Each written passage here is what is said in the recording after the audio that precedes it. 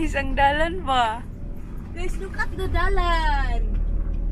Oh my God. Bali yung dito sa La Prisha, yung may mga photo area po sila. So this one yung first and yung swing. Papakita ko na lang yung picture sa side para makita nyo. And ayun yung parang mga thorns and yung heart. Tapos yung parang Game of Thrones. At yung nest naman, yung nasa dulo naman yung nest. At ito yung pinapatayo nila na I think pwedeng magstay dyan overnight. So ito lang yung itsura guys. Punta tayo ulit sa nest kasi medyo madilim yung kuha ko kanina. So yun, medyo mainit na dito guys, but yung entrance fee po ay 50 pesos pag nag-overnight kayo, tapos 20 pesos naman pag hindi. So if you are going to rent a tent naman, that's only 350 pesos. So yes. Kadugtong po ng La Prisha ay Golda's place, so punta kami dito. And we will try some food. Ganito lang yung itsura niya guys, oh. Wala pa siyang mga grass. But also overlooking, so the same with Golda's place. Medyo shaky ba ako? So ayan siya. So meron din dito yung yung kawali na malaki na pwede kang pwede kang nasa top. Change lang ako ng camera. Guys, hindi pa sila nakapagsaing. Okay. So eto. So, magka-cup noodles na lang po kami. Ayan, gusto namin magkape, pero wala pang mainit na tubig. So, it's already 3 minutes to 7. And, ito yung guys, kanang gina-build pa nila nga siguro mga deck ni siya. Ayan, pababa. Wow, pwede dito pa rin sa Ultra Winds Bay na pwedeng magkasal. Tignan mo. Tapos dyan. So, parang may platform siya, guys. Dyan. Wait, mag-change ako ng camera. Hawakan mo nga to lang. So, guys, ayan yung platform na sinasabi ko. Tapos, meron siyang parang sa mga chairs. So, pwedeng mag-wedding dyan, oh. Napaka-overlooking. Okay? So, let's proceed to the... Wow, it's so nice. Ba, harap ka dito ba? Taas mo yung kamay mo like that. Galing.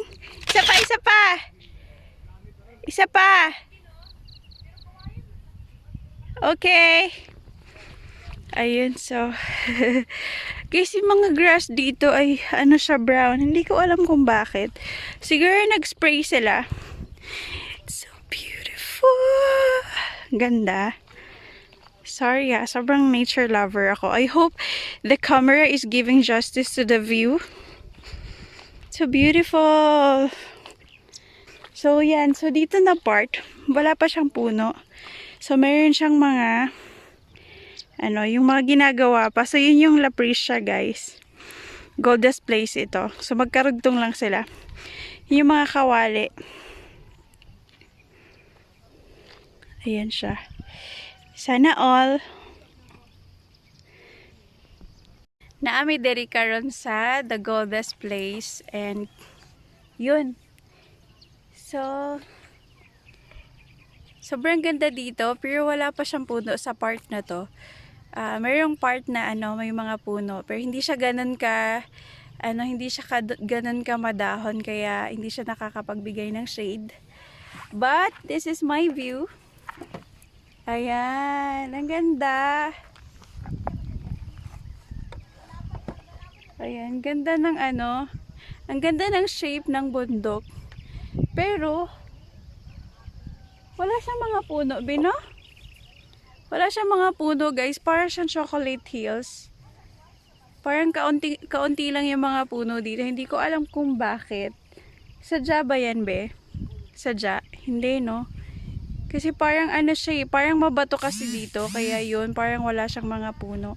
Kaunti lang. So, as you can see, parang nga siyang chocolate hills. Yung mga part na ganyan, no? Wala siyang Wala siyang mga puno. Kaunti lang yung mga puno niya.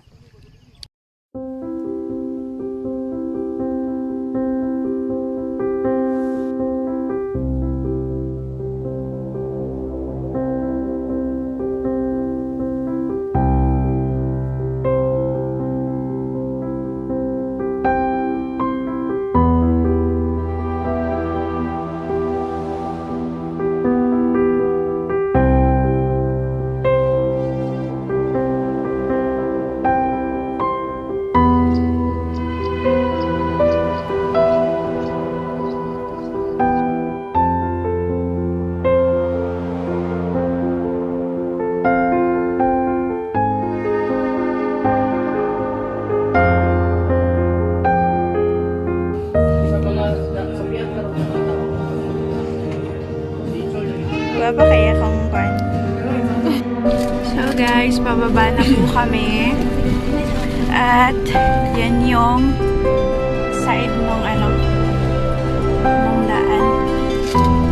Malalim siya. Nakakatakot. Baka masipiyat tayo. Hindi naman siya masyadong malalim. Okay lang.